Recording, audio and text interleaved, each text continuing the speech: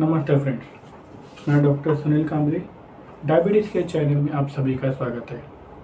आशा है कि आप स्वस्थ हैं, तंदुरुस्त हैं और डायबिटीज़ से आपकी ज़िंदगी में कोई दुष्परिणाम नहीं है। आज हम लोग जो टॉपिक डिस्कस कर रहे हैं फ्रेंड्स, आज वो टॉपिक है लो ब्लड शुगर माने हाइपोग्लाइसीमिया। कॉमनली हाइपोग्लाइसीमिया ये सिम्टम्स या पेशेंट हमें बताता है या पेशेंट के रिलेटिव हमें बता के आते हैं। सिंपल लैंग्वेज में हाइपोग्लाइसीमिया माने क्या? Low blood sugar. Low blood sugar में क्या होता है? चक्कर आना शुरू हो जाता है, धड़कन तेज हो जाती है, पसीने बहुत आ जाते हैं, किसी किसी पेशेंट को हेडेक चालू हो जाता है, कोई पेशेंट गिर जाता है चक्कर आके, और वेरी रेयरली पेशेंट अनकॉन्शियस भी हो सकता है यानी बेहोश भी हो सकता है। आज हम लोग जानेंगे फ्रेंड्स कि ये हाइपोग्लाइसीमिया पेशेंट को कैसे होता है।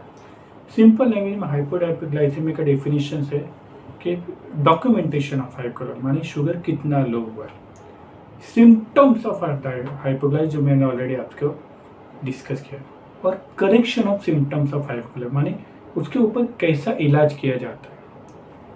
इसको मैं थोड़ा सा रफ और करने या इजी लैंग्वेज में आपको एक्सप्लेन करने की कोशिश कर रहा हूँ।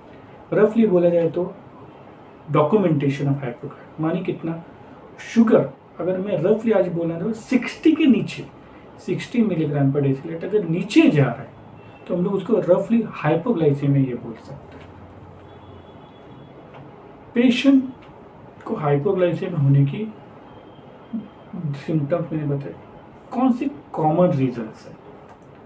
पहला है द मोस्ट कॉमनेस्ट रीजन है पेशेंट ने मेडिसिन ले लिया या उसका इंसुलिन का डोज ले लिया, लेकिन 5-6 घंटा कुछ भी खाया नहीं। दूसरा रीजन कॉमनेस्ट है, पेशेंट को उल्टी हो रही है, जुलाब हो रही है, या किसी वजह से उसका खाना कम जा रहा है या शरीर को तकलीफ होता है, तो ऐसे का इस कंडीशन में भी शुगर लो होने के चांसेस ज़्यादा है। और तीसरा जो हम लोग मेडिकल या ट्रीटिंग डॉक्टर जिसके ऊपर देखते हैं कोई लीवर में इश्यू है क्या, किडनी में इश्यू है क्या। कॉमनली जब क्रिएटिनिन किडनी में कोई प्रॉब्लम हो जाता है तभी भी शुगर लो होने के चांसेस बढ़ जाते हैं। ऐसे कंडीशन में शुगर के डोसेज, मेडिसिन के डोसेज या इंसुलिन के डोसेज कम करने की जरूरत है। अभी मैं हाइपोग्लाइसीमिया को एक रफ लैंग्वेज में इलाबोरेट कर दूंगा 3 टाइप्स में। एक है माइल्ड, मॉडरेट और सीवियर। माइल्ड माने क्या? ये कॉमनली पेशेंट को पता चल जाता है, नहीं भाई मेरा शुगर लो हो रहा है, मेरे को कुछ अनयूजुअल लग रहा है।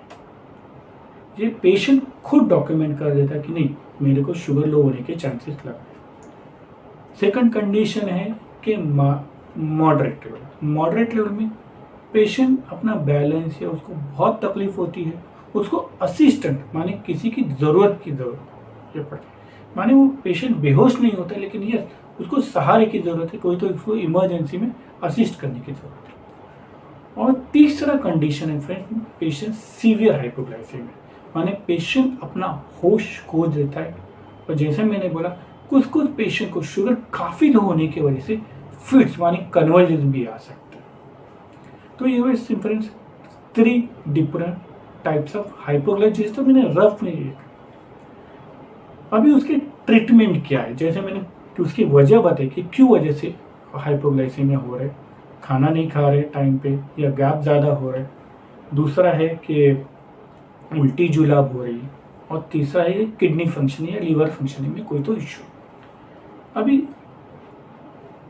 अभी जो हमने टाइप डिस्कस किया उसको हम लोग ट्रीटमेंट के हिसाब से देखेंगे। पहला है माइल्ड, जिसमें पेशेंट को पता चल जाता है कि ये मेरा शुगर कम हो रहा है। पेशेंट को ये ध्यान में रखना ज़रूरी है कि मेरा शुगर लो हो रहा है, क्यों लो हुआ है, इसका उसको रीजंस पता चाहिए। अगर पेशेंट टाइम पे सब डोसेज बराबर ले रहा है, टाइम पे खाना खा रहा है, सब प्रॉपर हो रहा है, तो उसको अपने डॉक्टर को इमीडिएटली मिलना ज़रूरी है, क्योंकि उसके डोसेज उस हिसाब से एडजस्ट किए जाते हैं।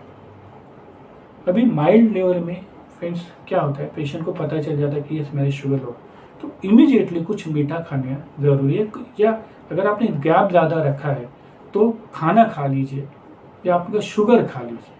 तो ये सिंपल लैंग्वेज में वो जो रीजन है उसके ऊपर वर्कआउट कीजिए।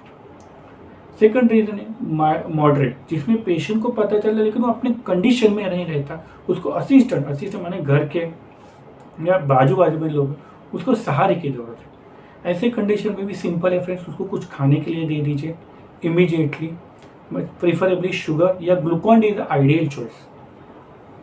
पार्ले जी जिसमें ग्लूकोज कंपोनेंट है, या कोई भी जूस जिसमें ग्लूकोज कंपोनेंट ज़्यादा है, सिंपल आप घर पे हो तो शक्कर का पानी पिलाने के लिए दीजिए। मैं होश में ये सिंपल बोला, जब पेशेंट होश में है लेकिन उसको सपोर्ट की ज़रूरत है। और तीसरा सिंपल लास्ट कॉम्प्लिकेटेड सीवियर है, जिसमें पेशेंट अपने होश खो बैठा है या उसको कन्वर्जेंस आ रहा है, तो ये पेशेंट को फ्रेंड्स घर में मत ट्रीट कीजिए, उसको नियर बाय हॉस्पिटल में इमीडिएटली लेके जाइए। इसलिए पेशेंट को आईवी माने सलाइन के रास्ते से ग्लूकोज देना बहुत ज़रूरी है, क्योंकि उसका शुगर और कम ना हो जाए। ये हुआ फ्रेंड्स आज के तारीख में हाइपोग्लाइसीमिया। मैं फिर से कुछ चीज़ें को इलाबोरेट कर रहा हूँ कि इसको क्यों हो रहा है। कॉमनली पेशेंट जो मिस्टेक करते, मेडिसिन लेते, दवाई खाते, लेकिन खाना खाना है या कोई वजह से उनका डाइट बहुत डिले हो जाता है। तो यस, ऐसे कंडीशन में आपके डाइट के ऊपर वर्कआउट कीजिए।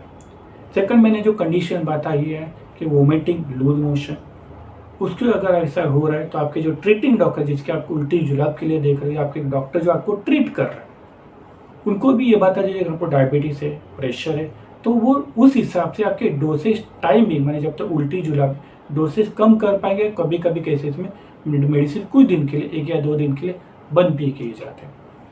और तीसरा जो कंडीशन है, लीवर या किडनी में जो कोई प्रॉब्लम आ जाता है, तो ये आपके ट्रीटिंग डॉक्टर आपके डोसेज एडजस्ट कर पाएंगे। किडनी फंक्शनिंग में कॉमनली डोसेज शुगर लो होने के चांसेस बढ़ते हैं। क्यों होता है ये?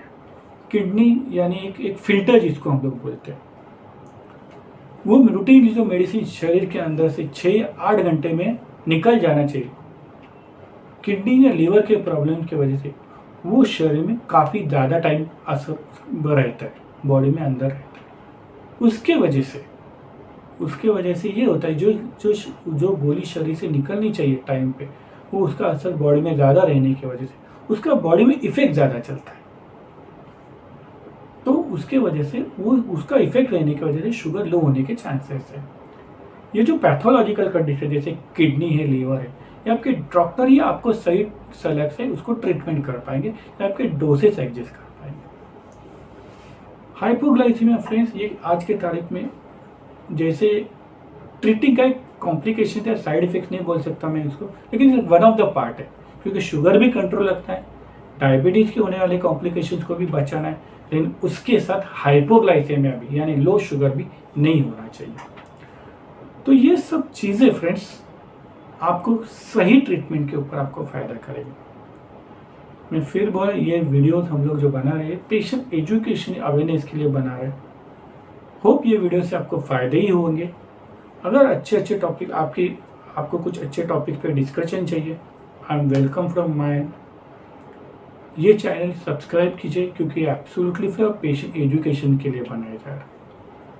अच्छे रहिए, स्वस्थ रहिए, तंदुरुस्त रहिए और डायबिटीज़ के अच्छी जिंदगी जीजिए। Thank you, take care. 1 2 3 4 5